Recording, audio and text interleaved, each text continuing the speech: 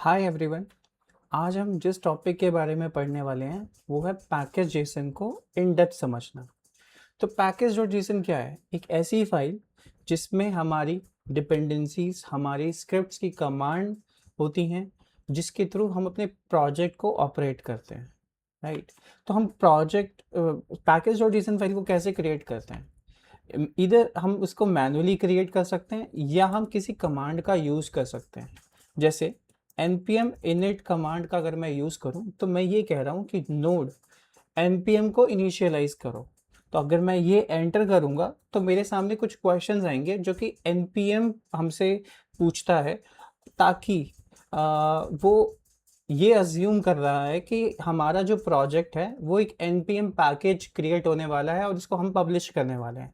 तो इसीलिए कुछ ऑप्शनल प्रॉपर्टीज और ऑप्शनल क्वेश्चंस होते हैं जिनको हम आंसर करते हैं। जैसे सबसे पहला जो हमें क्वेश्चन पूछा जाता है वो है पैकेज का नाम। अब पैकेज का नाम हम कुछ भी दे सकते हैं। जैसे हम यहाँ पे अगर शुभम पैकेज लिख दें तो ये पैकेज का नाम हो जाएगा। फिर वर्जनिंग जो है वो हम सेम रख सकते हैं। फिर डिस्क्रिप्शन में कुछ भी दे सकते हैं कि शुभम पैकेज इज हेयर। तो मैंने कुछ डिस्क्रिप्शन ऐड कर दी ताकि ये पैकेज के बारे में कुछ एक डिटेल्स बता सके। देन उसके बाद एंट्री पॉइंट कौन सा रहने वाला है हम ये बता सकते हैं। तो यहाँ पर हम एक app dot J S file create कर देते हैं जिसको हम एंट्री पॉइंट बताएंगे। राइट। और इस ऐप डॉट जे एस के अंदर हम एक बेसिक सा लेवल का कोड लिख देते हैं जिसमें हम 45 को प्रिंट करवा रहे हैं। राइट। ठीक है। तो हम यहाँ पर ऐप डॉट जे एस बता देते हैं कि ये एक एंट्री पॉइंट होने वाला है। टेस्ट कमांड के अंदर कौन सी हम टेस्ट कमांड यहाँ पर टाइप करना चाहते हैं वो हम यहाँ पर दे सकते हैं, लेकिन अभी के लिए यहाँ पर कुछ भी नहीं है तो मैं यहाँ पर इसको एम्प्टी छोड़ूंगा। गिट रिपोजिटरी यानी कि हमें अपने प्रोजेक्ट को गिट के साथ अगर कनेक्ट करना है तो यहाँ पर वो इंफॉर्मेशन हम प्रोवाइड कर सकते हैं, जिसको मैं अभी खाली छोड़ने वाला हूँ। देन उसके बाद npm मैंने पहले भी कहा था कि ये अज्यूम करता है कि ये एक पैकेज होने वाला है। तो उस पैकेज को रन करने के लिए हमारे पास कीवर्ड्स भी होते हैं जिसको सर्च करके डेवलपर्स या कोई भी यूज़र उसको एक्सेस कर सके। तो इसीलिए हम कीवर्ड्स देते हैं जिसको मैं अभी खाली छोड़ने वाला हूँ। और ऑथर के अंदर हम अपना नाम रख सकते हैं, शुभम रावत, या कोई भी ऐसा पर्सन जो कि उस पैकेज को क्रिएट कर रहा है। राइट। और लाइसेंस है, अलग अलग टाइप के लाइसेंस होते हैं, लेकिन अभी हम इसके बारे में डिस्कस नहीं करेंगे, इसको हम खाली छोड़ते हैं। राइट। तो हमारे पास एक बेसिक बॉयलर प्लेट यहाँ पर रेडी होके आ जाएगी, जिसको अगर मैं यहाँ पर यस टाइप करूँ तो मेरे सामने एक पैकेज और जेसन फाइल क्रिएट होके आ गई है, जिसके अंदर वही इंफॉर्मेशन है जो हमने टाइप करी थी। राइट। एक ये तरीका हो गया एक पैकेज और जेसन फाइल को क्रिएट करने का।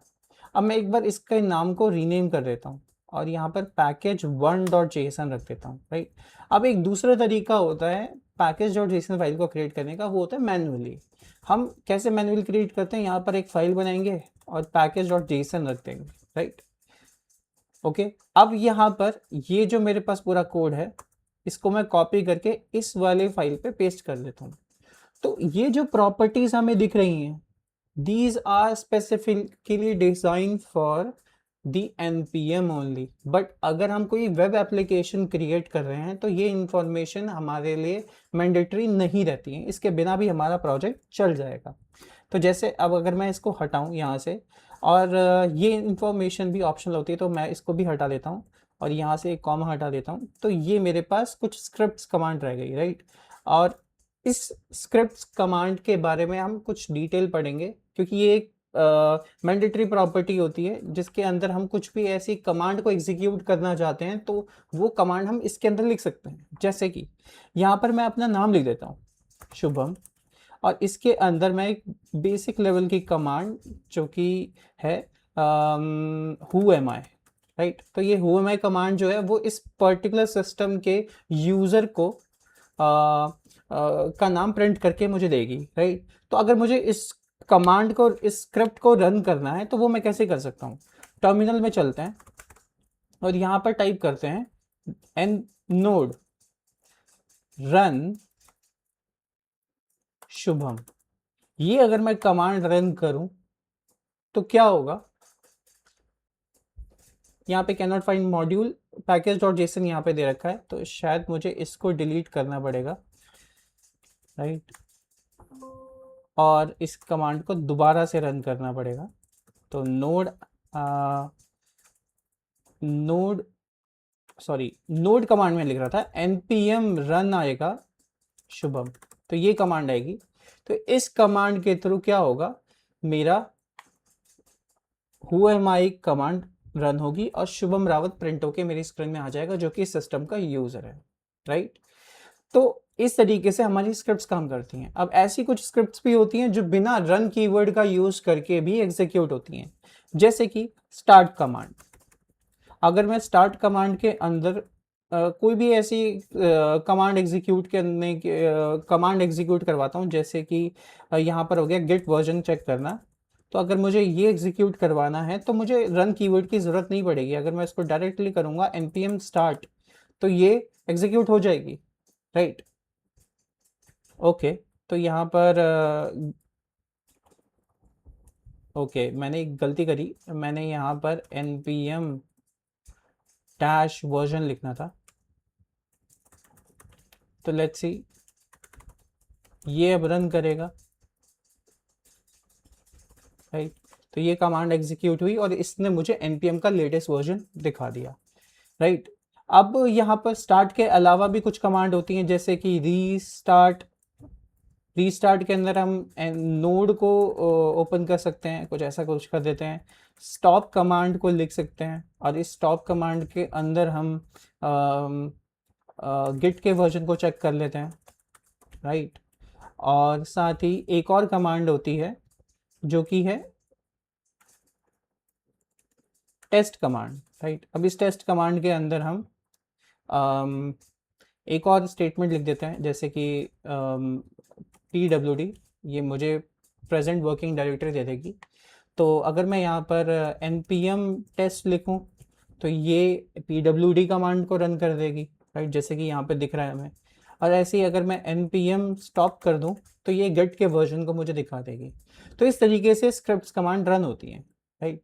अब अगर मुझे एक फेमस कमांड जो कि हम अपने प्रोजेक्ट के अंदर इंस्टॉल जरूर सेटअप करेंगे, जो कि होती है डेव कमांड, राइट। तो अगर मुझे डेव स्टार्ट करना है तो इस तरीके की कमांड हम यूज़ करते हैं और इसके अंदर हम अपनी मेन फाइल रन करते हैं, विच इज़ app.js, ओके। अब अगर मैं यहाँ पर चलूँ और मैं npm रन डेव करूँ तो ये मुझे app.js रन करके दे देगा, which is going to give us this output of 45, right. तो ये रन कर रही है। तो इस तरीके से हम स्क्रिप्ट्स लिख सकते हैं। अब स्क्रिप्ट के अलावा भी दूसरी चीज़ आती है जिसको हम डिपेंडेंसी बोलते हैं। अब अगर मुझे डिपेंडेंसी को इंक्लूड करना है तो हमने पिछली वीडियो में देखा था कि हम कैसे एक डिपेंडेंसी को इंक्लूड कर सकते हैं, बाय दिस कमांड।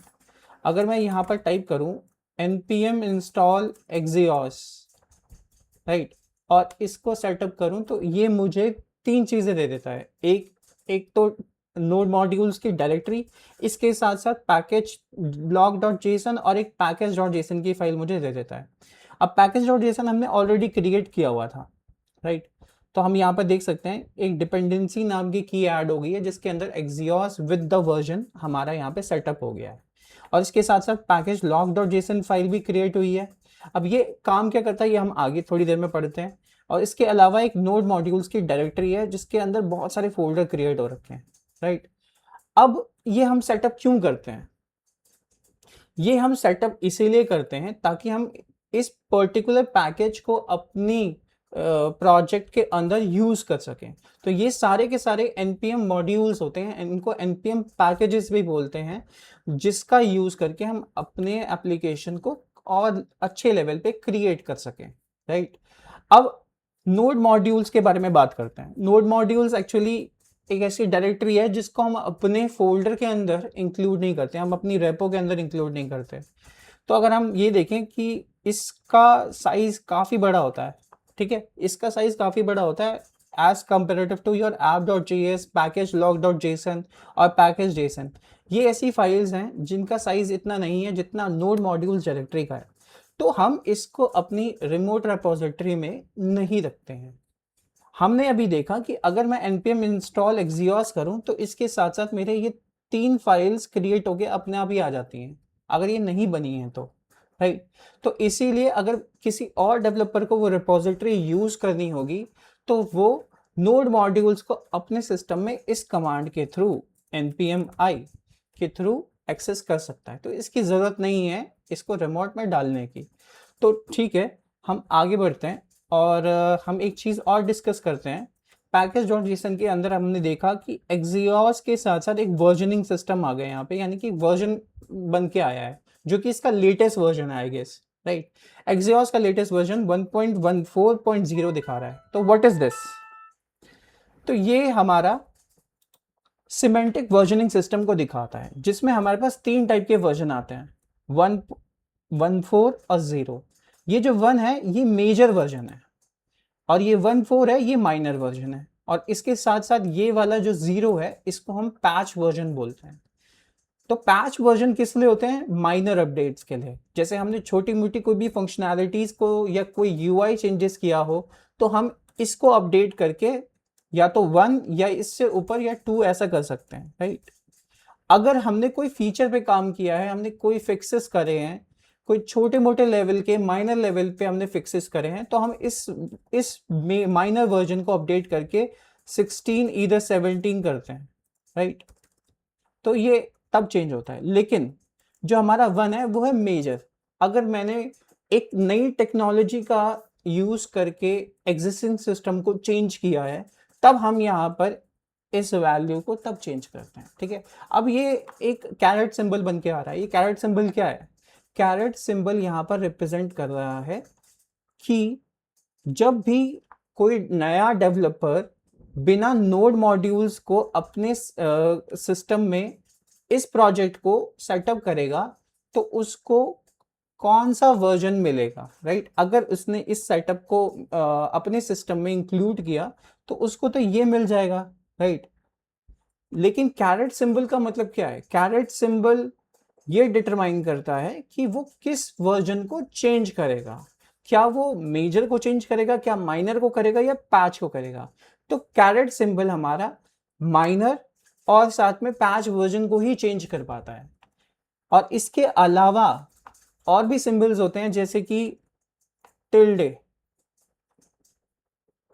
तो ये टिल्डे सिंबल हमारा सिर्फ और सिर्फ पैच वर्जन को ही चेंज करता है, यानी कि 4, इवन 5, 6 इसी को ही चेंज करेगा, बाकी सबको चेंज नहीं करेगा, राइट।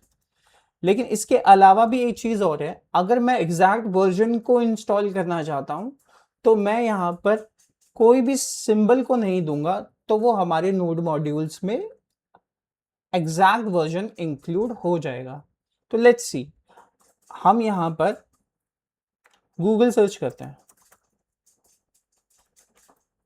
और इसमें हम npm के अंदर चलते हैं। तो हमारा यहाँ पर एक विंडो खुल जाएगी और जिसमें हम npmjs.com वेबसाइट के अंदर जाके एक पैकेज को टेस्ट करेंगे कि किस तरीके से ये वर्जन अपना अपडेट करता है, ठीक है। तो लेट्स सी, अगर मैं यहाँ पर npm.js टाइप करूँ, npm.js, तो ये टाइप करने के बाद हमारे पास ये इंफॉर्मेशन आ रही है। तो हम चलते हैं चॉक वाली लाइब्रेरी में।